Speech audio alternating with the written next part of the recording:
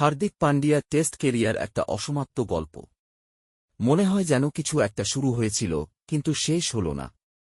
ভারত বহু বছর ধরে একজন ভালো সিম বোলিং অলরাউন্ডারের খোঁজে ছিল, অবশেষে হার্দিককে পেয়েছিল। কিন্তু সে আলো ছড়ানোর আগেই সব শেষ হয়ে গেল।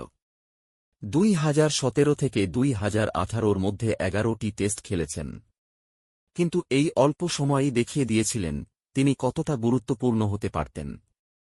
শ্রীলঙ্কায় সেঞ্চুরি, নটিংহ্যামে 5 উইকেট, দক্ষিণ আফ্রিকায় 93 রানের ইনিংস, এই পারফরম্যান্সগুলো প্রমাণ করেছিল তিনি শুধু অংশগ্রহণকারী ছিলেন না, ম্যাচ ঘোরানোর ক্ষমতা রাখতেন।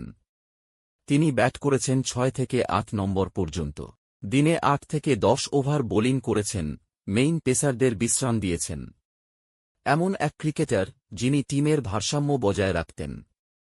ভারত অনেকজনকে দিয়ে কপিল দেবের জায়গা পূরণ করতে চেয়েছে, ইরফান পাঠান, অজিত আগারকার, ভুবনেশ্বর কুমার, সঞ্জয় বাঙ্গার, শার্দুল ঠাকুর, কিন্তু কেউই স্থায়ী সমাধান হতে পারেননি। একমাত্র হার্দিকই ছিলেন সত্যিকারের অলরাউন্ডার। কিন্তু 2018 এশিয়া কাপে চোট পেয়ে মাঠ ছাড়েন স্ট্রেচারে করে। তারপর আর একটাও টেস্ট খেলেননি। মাঝে মাঝে কামব্যাকের গুজব শোনা গেলেও সবটাই নীরবতায় হারিয়ে গেল। আজও ভারতের টেস্ট দলে সেই ভারসাম্য ফেরেনি। নিখুঁত কম্বিনেশন খুঁজে পাওয়া দায়। হার্দিক থাকলে অনেক সমস্যার সহজ সমাধান হতো। গৌতম গম্ভীর এখন কোচ, যিনি অলরাউন্ডারদের ওপর ভরসা রাখেন। যদি হার্দিক আর গম্ভীর একসাথে কাজ করতেন, হয়তো অন্য ছবি দেখা যেত। বেন স্টোকসের মতো খেলোয়াড়ের সঙ্গে তুলনা টানলে কষ্টই হয়।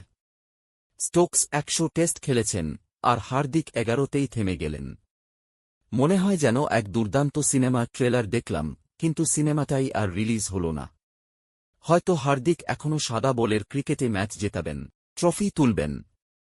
কিন্তু ভারতের টেস্ট ইতিহাসে একটা লেখা থেকে যাবে, আমরা পেয়েছিলাম, কিন্তু ধরে রাখতে পারলাম না।